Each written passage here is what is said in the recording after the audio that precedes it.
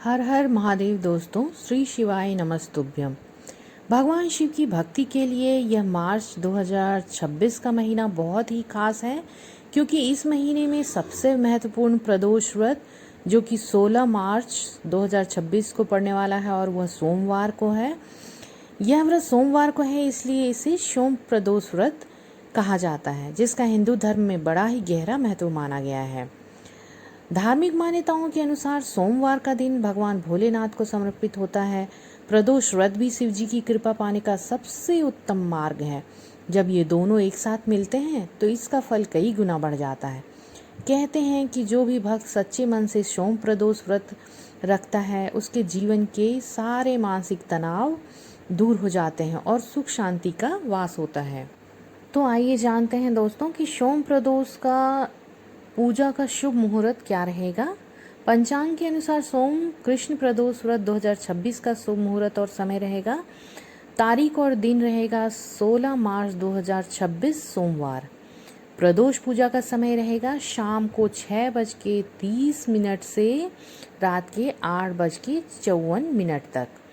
पूजा की कुल अवधि रहेगी आपके पास महादेव को अभिषेक और पूजन करने के लिए 2 घंटे 24 मिनट का समय श्रेष्ठ रहेगा।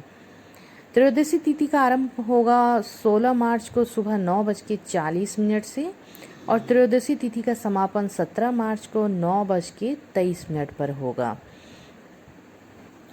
सोम प्रदोष के दिन निर्जला व्रत रखने से मन मुताबिक फल मिलता है।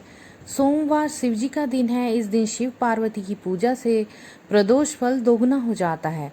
संतान प्राप्ति की मनोकामना से भी यह व्रत रखा जाता है। सोम प्रदोष व्रत से कुंडली में चंद्रमा, शुक्र एवं बुध का नकारात्मक असर कम होता है। कुल मिलाकर इससे मानसिक बेचैनी खत्म होती है। व्यक्ति के सौभाग्य और आयु में वृद्धि होती है। रवि प्रदोष, सोम प्रदोष व शनि प्रदोष के समस्त त्रयोदशी के व्रत को यदि कोई भी 11 अथवा 1 वर्ष के करता है तो उसकी समस्त मनोकामनाएं अवश्य और शीघ्रता से पूर्ण होती हैं। तो आइए सोम प्रदोष व्रत कथा प्रारंभ करते हैं। हम सभी हाथ जोड़कर कहते हैं हर हर महादेव। सूत जी बोलते हैं, हे ऋषिवरों, अब मैं सोम त्रयोदशी व्रत का महात्म्य वर्णन करता हूँ।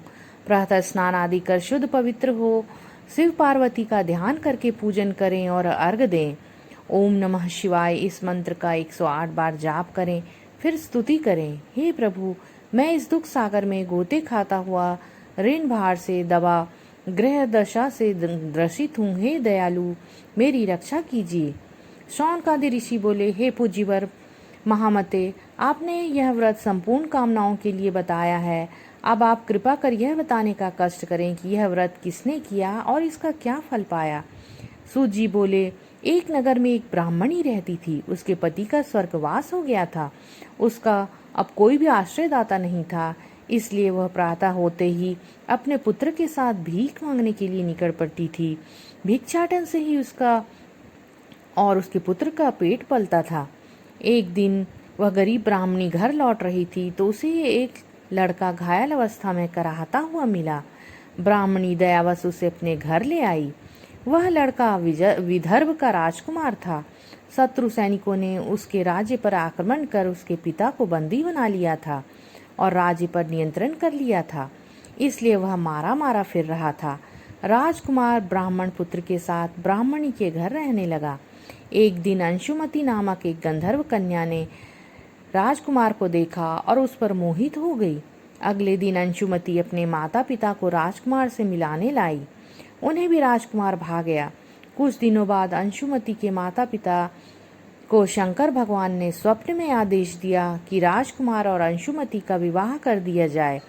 उन्होंने वैसा ही किया। ब्राह्मणी प्रदोष व्रत करती थी। उसके व्रत के प्रभाव और गंधर्वराज की सेना की सहायता से राजकुमार ने विदर्भ से शत्रुओं को खदेड़ दिया और पिता के राज्य को पुनः प्राप्त कर आनंद पूर्वक रहने लगा।